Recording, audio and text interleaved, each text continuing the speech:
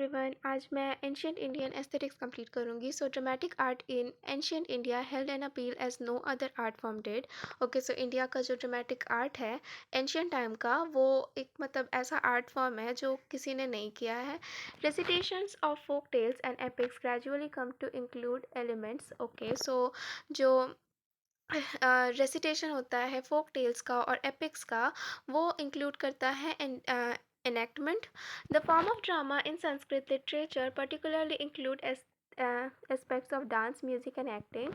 Okay, so अगर हम लोग ड्रामा का फॉर्म देखें संस्कृत लिटरेचर में, तो उसमें डांस, म्यूज़िक और एक्टिंग का पार्ट होता है. It was performative in an inclusive sense as it freely used gestures, memes and dance postures. Okay, so इसमें इंक्लूड होता है डांस पोस्चर्स, जेस्चर्स और memes जो फ्रीली एक्चुअली परफॉर्म किया जाता है. And dance and drama during the period was not viewed as distinct forms. Okay, तो dance और ड्रामा जो होता था वो उस टाइम पे अलग अलग नहीं देखा जाता था. उस टाइम पे एक ही चीज़ होता था, लाइक डांस है तो ड्रामा है, ड्रामा है तो डांस है. So dramatic art. Okay, so drama was a mix of many elements. Drama जो है वो बहुत सारी चीज़ों का मिक्स है, जैसे कि यहाँ पे लिखा भी हुआ है. It was an art form that include lyrical and narrative modes. Okay, so lyrical and narrative modes होता है, verse and prose, speech, song and acting, mask, costumes and ornaments. Okay, so इसमें लिरिकल और narrative modes होता है, verse और pores होता है, speech होता है, सॉन्ग होता है, एक्टिंग होता है, मास्क होता है, कॉस्ट्यूम, ऑर्नामेंट, सब चीज़ होती है. So together they this provided distinct stylization to drama in the ancient period. Okay, so ये सब चीज़ें मिला के ही एक डिस्टिंक्ट पीरियड का एक ड्रामा तैयार होता था. स्टाइलेशन लिखा हुआ है, डिस्टिंक्ट स्टाइलेशन टू ड्रामा. तो at the point of this at the point of time when Kalidasa wrote his play, the dramatic form has emerged on the literary horizon. Okay, so जब कालिदासा ने अपना प्ले लिखा था, तो वो dramatic जो था, जो ड्रामा था, वो लिटरेरी हॉरिजन में था.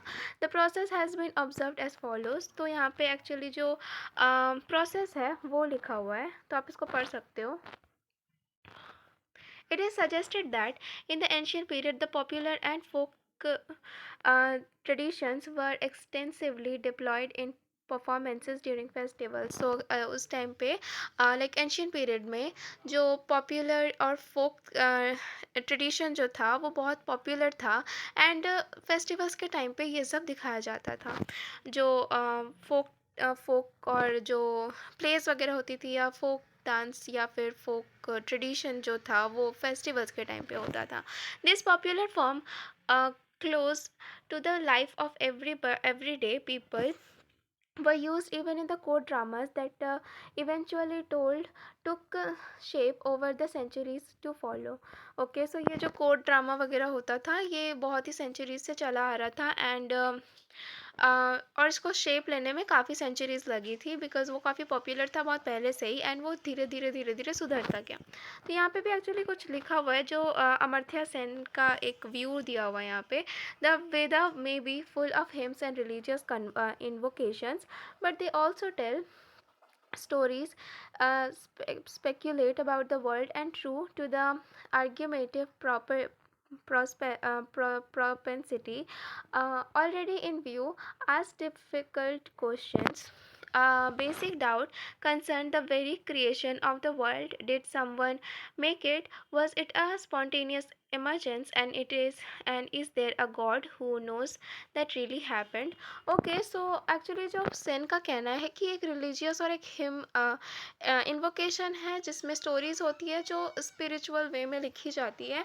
एंड आर्ग्यूमेटिव वे होता है, किसी का व्यू होता है जो बहुत सारे क्वेश्चंस पूछते हैं कि लाइक क्या ये क्रिएशन है, लाइक ये जो भी लिखा हुआ है वो एक क्रिएशन है, या सच में ऐसा कुछ हुआ है, और अगर हुआ भी है तो God knows what really happen. So like जो गॉड वगैरह के बारे में रिलीजियस वे में लिखा जाता है, तो वो मतलब किसको पता है कि वो एक्चुअली में हुआ है या सिर्फ एक थिंकिंग है।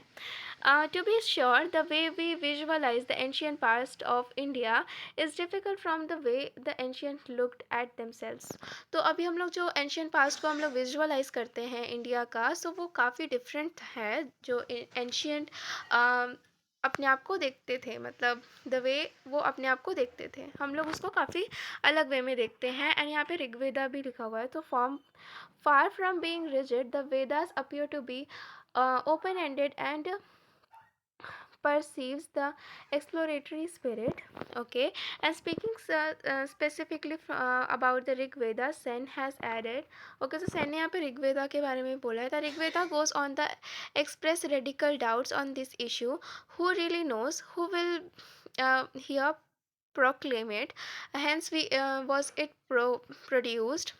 Hence, is their creation? Perhaps it formed itself, or perhaps it did not. The one who looks down on it in the highest heaven, only he knows, or perhaps he does not know. These doubts from the second millennium BCE would recur again and again in India's long argumentative history, along with a many other questions about epistemology and ethics. Okay, so ये सेन का again Rigveda से कहना था, मतलब उनका words है ये, that the Rigveda, the first Veda, expresses the radical doubts about the basic questions of life, makes it clear that India's ancient past was more heterogeneous and secular. तो अगर ऋग्वेदा का देखें तो वो फर्स्ट वेदा है, एंड रेडिकल डाउट्स जो है वो उसके बाद है अबाउट द बेसिक क्वेश्चंस, जो कि ना मतलब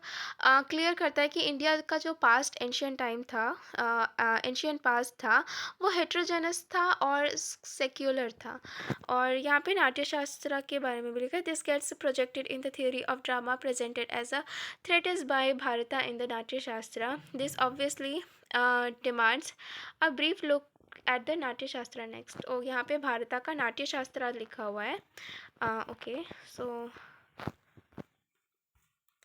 Natya Shastra, the poetics of drama, is a treatise on the dramatic art, accepts the outline, the aim, purpose and role of drama in ancient India. So अगर हम लोग नाट्य शास्त्र की देखें तो ये एक बहुत बड़ा रोल प्ले करता है ड्रामा का एंशियंट इंडिया में, एंड वो आउटलाइन और वगैरह वगैरह एम एंड जो भी है वो सारी चीज़ें।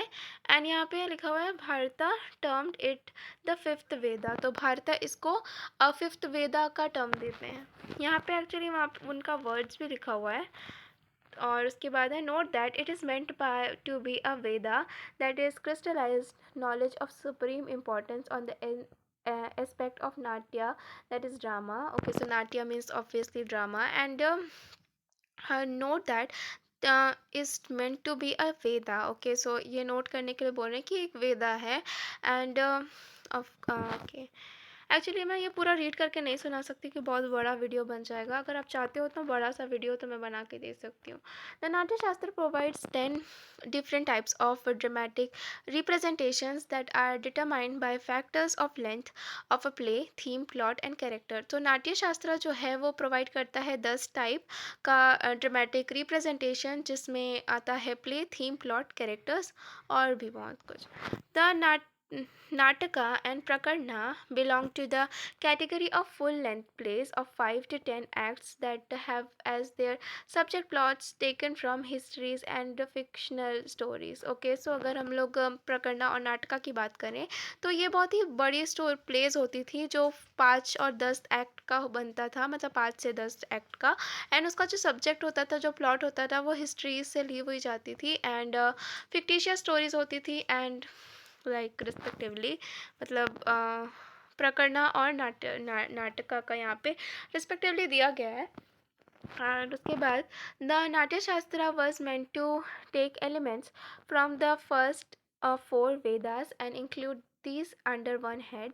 ओके, so नाट्य शास्त्र जो है वो एक मतलब एलिमेंट्स के साथ जुड़ा हुआ है फर्स्ट 4